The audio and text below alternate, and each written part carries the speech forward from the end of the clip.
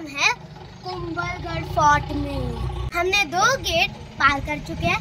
पहला था रेड पोल और दूसरा था हल्ला पोल, और ये है हनुमान पोल, 3rd गेट।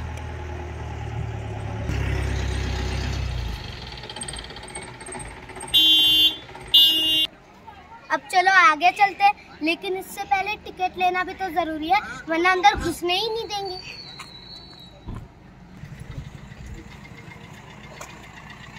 ये देखिए हमारा ticket counter. It's true, our heritage is our glory. अब हम आ गए 4th गेट पर, जिसका नाम है रामपुर। अभी अंकल को टिकट दिखाने जाना है। और फ्रेंड्स, मैं आपको एक बात बताऊं, यहाँ पे 10 इयर्स तक किसी का भी टिकट नहीं है। तो फिर वो दो टिकट थे वो मेरे मम्मी पापा का था।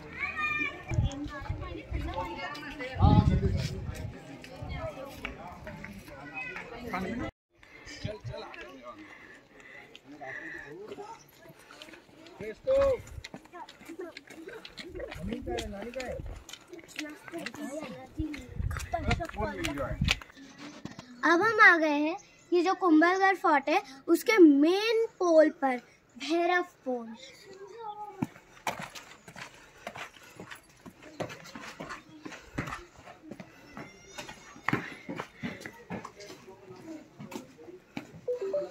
ये किला आरावली हिल्स पर है और इसके आर्किटेक्ट थे मंडन जी।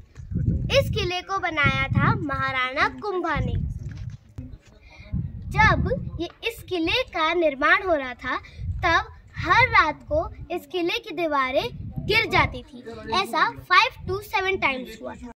महाराणा कुंभा और मंडन जी टेंशन में आ गए थे। उन्हें यहाँ के लोकल लोगों से पता चला कि यहाँ पे एक मेड़ बाबा रहते हैं और ये इन पहाड़ों के बीच में रहते थे और इन पहाड़ों के बारे में सबसे ज्यादा वही ही जानते थे। मेड़ बाबा का नाम था भैरव मुनि। महाराणा कुंभा और मंडन जी भैरव मुनि के पास गए वो और अपनी पूरी प्रॉब्लम बताई। भैरव मुनि ने कहा कि यहाँ पे एक देवी शक्ति है, किले का तो निर्माण नहीं हो सकता। मंडन जी और महाराणा कुंभा ने पूछा कि ऐसा कोई तो सल्यूशन होगा ना।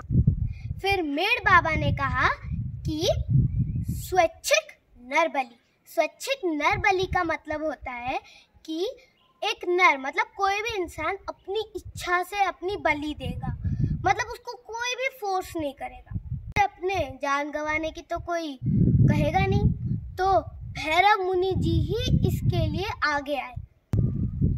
फिर वो चलना स्टार्ट करे, लेकिन उन्होंने एक शर्त रखी थी, जहाँ पे उनका सर कटा जाएगा उसके थोड़े से पीछे उनका मेन गेट लगेगा इस किले का, और उन्हीं के ही नाम से वो जाना जाएगा, भैरव पोल।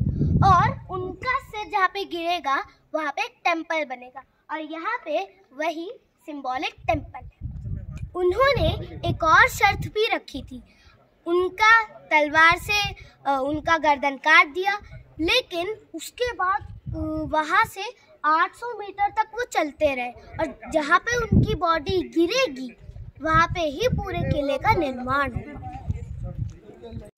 ऐसे ही इस किले का निर्माण हुआ था। और एक बात बताऊं, इस किले को अजय दुर्ग भी कहा जाता है। इस किले पर 17 टाइम्स अटैक हुए थे और इस किले पर किसी ने भी विजय प्राप्त नहीं किया था, इसीलिए इसे कहते हैं अजय दुर्ग।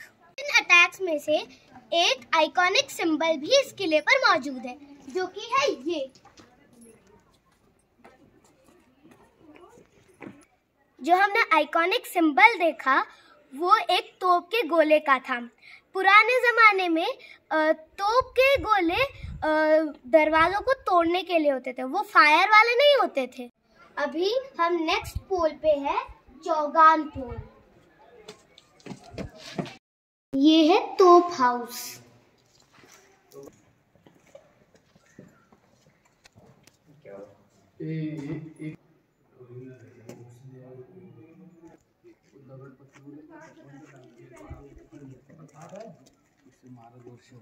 अब हम आ गए हैं लास्ट गेट पागड़ा पोल।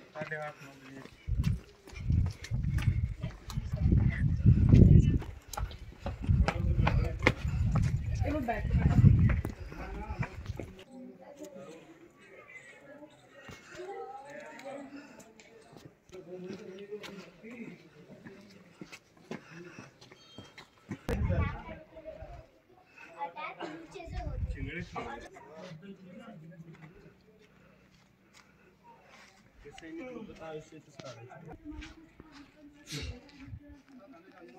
मैं एक फैक्ट बताऊं, ये जो दीवार है इनके बीच में गैप्स क्यों बने हैं? ये अटैक करने के लिए होते थे, क्योंकि नीचे से अटैक होता था तो यहाँ पे जो सोल्जर बैठते थे वो यहाँ से पत्थर, तीर, भाला सब इधर से फेंकते थे। और ये इतना बड़ा इसलिए बनाया है क्योंकि ये एक तरफ से सोल्जर्स के लिए एक शील्ड भी बनता था। इतना मोटा शील्ड, सोचो।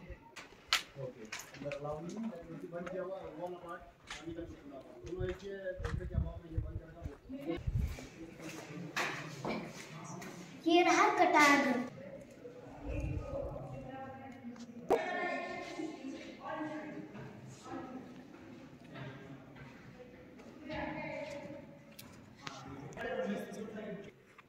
इस जगह को कहते हैं कटारगढ़।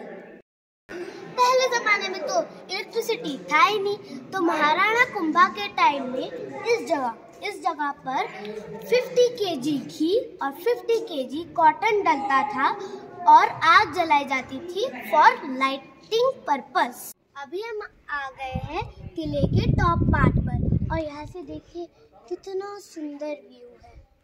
बढ़िया, वेरी नाइस।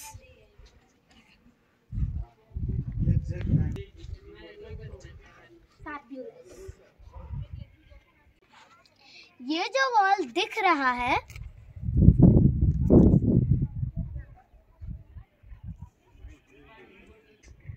ये 36 किलोमीटर लंबा है। इसका नाम है द ग्रेट इंडिया वॉल। आप सबने तो सुना होगा the great wall of China दुनिया की फर्स्ट नंबर पे लंबी वॉल है और ये वॉल है सेकंड नंबर पर जो लंबी है दुनिया में।